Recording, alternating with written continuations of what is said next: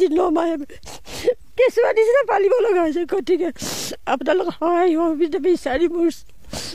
পৰিয়ালটো চলিবলৈ কিবা এটা উপায় দিয়ক কোনো অহা নাই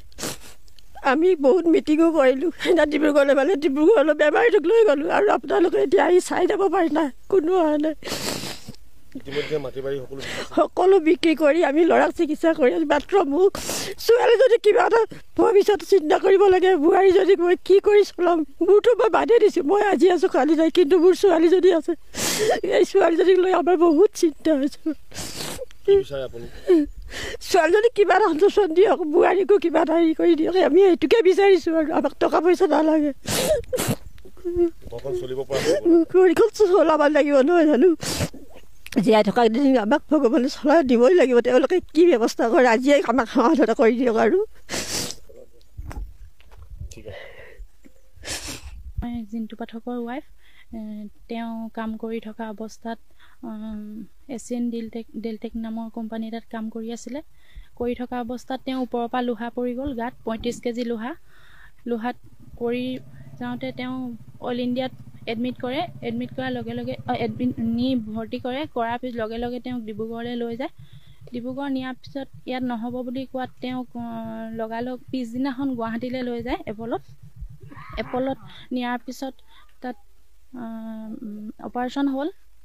তেওঁ এতিয়া সম্পূৰ্ণ বুকুৰ পৰা তলৰ অংশ একো গম নাপায় আজি 9 মাহ হ'ল তাত নিয়াৰ পিছত তেওঁলোকে আমাক খৰচ পাতি ভালকৈ নাই দিয়া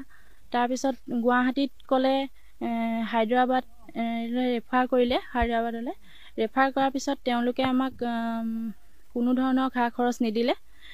তাৰপিছত আমি মাটি বাৰী বিক্ৰী কৰি তেওঁক চিকিৎসা কৰিলোঁ 4 মাহ কৰাৰ পিছত তেওঁক আমি এতিয়া উপায় নাই আমি লৈ আহিছোঁ আমাৰ টকা পইচা শেষ হৈ গ'ল এতিয়া তেওঁ আপোনালোকৰ উপাৰ্জনৰ মূল ব্যক্তি তেখেতে এনেধৰণৰ ঘটনা হৈছে অইলৰ বিষয়া বা অইলৰ বা কৰ্তৃপক্ষ খবৰ ল'বলৈ আহিছে নাই তেওঁলোকৰ সম্পূৰ্ণ ভুল আছে কাৰণ তেওঁ বস্তুটো ওপৰৰ পৰা পৰি গৈছে তেনেকুৱা এটা বেয়া বস্তু যদি আছিলে তেওঁলোকে লগাব নালাগিছিলে বা কাম কৰাবলৈ নালাগিছিলে তেওঁলোকে ইমান ডাঙৰ এটা এক্সিডেণ্ট হৈ গ'ল হৈ যোৱাৰ পিছত তেওঁলোকে কোনোদিন খবৰ নল'লে আমাক আজিলৈকে ছোৱালীজনী এতিয়া খৰচ পাতি লগত মোৰ চলিবলৈ বহুত দিগদাৰ হৈছে এতিয়া সংস্থাপন লাগে একো সহায় দিয়া নাই আজি পৰ্যন্ত সেইকাৰণে আমি ৰাইজ ওলাই আহিছে বন্ধ কৰিব লগা হৈছে এতিয়া ছোৱালীজনী 2 পাইছেহে এতিয়া তেওঁক পঢ়া শুনাৰ দায়িত্ব সম্পূৰ্ণ এতিয়া মোৰ দিগদাৰ হৈ গৈছে তেওঁক চোৱা মেলা তেওঁ দৰৱ পাতি পৰা আদি কৰি সম্পূৰ্ণ খৰচ মোৰ আৰু তাত এটা দুৰ্ঘটনাত পতিত হ'ল আচলতে দুৰ্ঘটনাত পতিত হ'ল বুলি যেতিয়া খবৰটো আহিলে সেই খবৰটো আচলতে আমি যেতিয়া খবৰ কৰিলোঁ আচলতে জিন্তু পাঠক খুব বেয়াকৈ আঘাতপ্ৰাপ্ত হৈছিলে আৰু লগে লগে তেওঁক অইল ইণ্ডিয়া মেডিকেলৰ পৰা ডিব্ৰুগড়ৰ পৰা তাৎক্ষণিকভাৱে আচলতে গুৱাহাটী মেডিকেললৈ লৈ যোৱা হৈছিলে আমি সেই সময়টোত আচলতে খুব মানে যদিও মানে জিন্তু পাঠকে দুখ পাইছে কিন্তু এটা কথাত আচলতে অইল ইণ্ডিয়াক আমি সেইটো সময়ত ধন্যবাদ দিছিলোঁ যে অইল ইণ্ডিয়া লিমিটেডে আচলতে চিকিৎসাৰ কাৰণে কিন্তু তাৎক্ষণিক ব্যৱস্থা কৰিলে আচলতে জুলুঙাৰ মেকুৰী গৈ একেবাৰে শেষত ওলালেগে গোটেই ঘটনাটোৰ লগত আমি আচলতে বিশেষভাৱে জড়িত আমি যিহেতু পৰিয়ালটো গৈ আছিলেগে বাহিৰত ট্ৰিটমেণ্টৰ কাৰণে চিকিৎসাৰ কাৰণে তেওঁ ককায়েক লগতে আমি আচলতে যোগাযোগ কৰি আছিলোঁ যোগাযোগ কৰোঁতে গোটেই ব্যৱস্থাটো এনেকুৱা হ'ল লাষ্টত গৈ থোৱা আচলতে দলনিত পোলা মেলা দি অইল ইণ্ডিয়া লিমিটেডে নি গুৱাহাটী এপলত আচলতে গোটেই পৰিয়ালটোক নি পিনি দলনিত পোলা মেলা দি আচলতে এৰি দিলেগৈ এটা সময়লৈকে টেটুগুৰিলৈকে আচলতে চিকিৎসাৰ নামত আপোনাৰ ধাৰ একাল লগুৱাই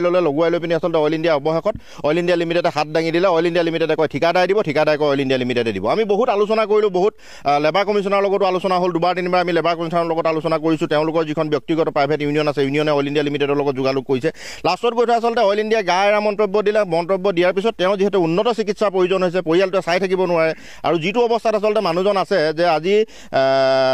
9 মাহ 10 মাহ দিন হৈ গ'ল প্ৰায় এবছৰে হ'বগৈ লাহেকৈ আৰু 2-3 মাহৰ পিছত এবছৰ হ'ব ইমান দিন এজন ঘৰৰ মানুহ যেতিয়া বিচনাত পৰি আছে আৰু বকাই আছে আৰু যিটো কণ্ডিশ্যনটো আচলতে সাংঘাতিক বেয়া এটা কণ্ডিশ্যনত আচলতে মেডিকেললৈ লৈ যোৱা হৈছিলে তেওঁ জীৱনটো যে বাচিছে সেইটোৱে যথেষ্ট কিন্তু জীৱনটো বাচিলেও তেওঁ জীৱনটোৰ কাৰণে ঘূণীয়া হৈ পৰিলে তেওঁ তলৰ অংশটো আচলতে একেবাৰে কাম নকৰে আৰু তাৰ কাৰণে আচলতে উন্নত চিকিৎসা আৰু চিকিৎসাৰ প্ৰয়োজন আছে, কিন্তু পৰিয়ালৰ ফালৰ পৰা অসমৰ্থ বৰ্তমান চিকিৎসা কৰাবৰ কাৰণে সম্ভৱ নহয়। পৰিয়ালে যিমান সা সম্পত্তি আছিলে যাক যেনেকৈ পাৰে বন্ধক দিয়া, বিক্ৰী কৰি তেনেকৈ হ'লেও চিকিৎসা কৰাইছে। কৰোৱাৰ পিছত আচলতে অইল ইণ্ডিয়া লিমিটেডে কিন্তু এতিয়ালৈকে কোনো খবৰ এটা নকৰিলে। আৰু এটা আমাৰ স্পষ্ট কথা, আমি গাঁওবাসী হিচাপে এটা স্পষ্ট কথা, আমাৰ এজন যুৱক অইল ইণ্ডিয়া লিমিটেডৰ কৰ্মৰত অৱস্থাত, যদি অইল ইণ্ডিয়া লিমিটেডৰ কাম কৰি থকা অৱস্থাত নহ'লহেঁতেন আমি নাজানো, অইল ইণ্ডিয়া লিমিটেডৰ এছিয়ান ডেল্টেক নামৰ এটা কোম্পানী কৰ্মৰত অৱস্থাত দুৰ্ঘটনাত পতিত হৈছে। তেওঁৰ উপযুক্ত চিকিৎসাৰ কাৰণে যিটো খৰচ, সেই খৰচটো পৰিয়ালে যিটো ধাৰ হিচাপে ল'লে সেই ধাৰটো কিন্তু অইল ইণ্ডিয়া লিমিটেডে ঘূৰাই দিব লাগিব, আৰু লগতে সম্পূৰ্ণ পৰিয়ালটোৰ দায়িত্ব অইল ইণ্ডিয়া লিমিটেডে বহন কৰিব লাগিব। আৰু একদম স্পষ্ট কথা, আচলতে সৰলতাক দুৰ্বলতা বুলি অইল ইণ্ডিয়াই কেতিয়াও নাভাবিব। মৌমাৰীত আমি কেতিয়াও এনেকুৱা ধৰণৰ প্ৰতিবাদ আমি নকৰোঁ আৰু এনেকুৱা এটা পৰিৱেশলৈ আমি যাবলৈ নিবিচাৰোঁ। কিন্তু এই ঘটনাটো কিন্তু এটা কথা, এই ঘটনাটোৱে অইল ইণ্ডিয়া লিমিটেডক আমি এটা কথা বুজাই দিম, এই ঘটনাটোৱে অইল ইণ্ডিয়া লিমিটেডৰ শেষ ঘটনা হ'ব লাগিব। এনেকৈ আমাৰ অসমীয়া ল'ৰাখিনিক, যিবিলাক ল'ৰা আপোনাৰ স্কেপ ৰিগ এইখিনি লৈ পিনি অইল ইণ্ডিয়া লিমিটেডে চলাই আছে, পুৰণি এইখিনি ৰিগ অইল ইণ্ডিয়া লিমিটেডে চলাই আছে, সেই ৰিগখিনিত গৈ পিনি এনেকুৱা ধৰণৰ দুৰ্ঘটনাত পতিত হৈ আমাৰ ল'ৰা মৰিছে। গতিকে এই জিন্তু পাঠকৰ ঘটনাটোত জিন্তু পাঠকৰ সম্পূৰ্ণ দায়িত্ব অইল ইণ্ডিয়া লিমিটেডে বহন কৰিব লাগিব, আৰু যিখিনি ধাৰ টেটুত আছে সেই ধাৰখিনি অইল ইণ্ডিয়া লিমিটেডে মাৰি দিব লাগিব। আৰু যদি নেমাৰে আজি এই বন্ধটোতে আমি ক্ষান্ত নাথাকি অইল ইণ্ডিয়া লিমিটেডৰ এই কৰ্মক্ষেত্ৰত যিমান চলি আছে ইয়াত, আৰু লগতে এছিয়ান ডেল্টেকো যিহেতু ইয়াত চলি আছে, এছিয়ান ডেল্টেকক মৌমাৰীৰ পৰা ওলাই যাবলৈ আমি নিদিওঁ, আৰু লগতে অইল ইণ্ডিয়া লিমিটেডৰ যিকেইটা ৱেল চলি আছে এই ৱেলকেইটা সম্পূৰ্ণৰূপে আমি বিকল্প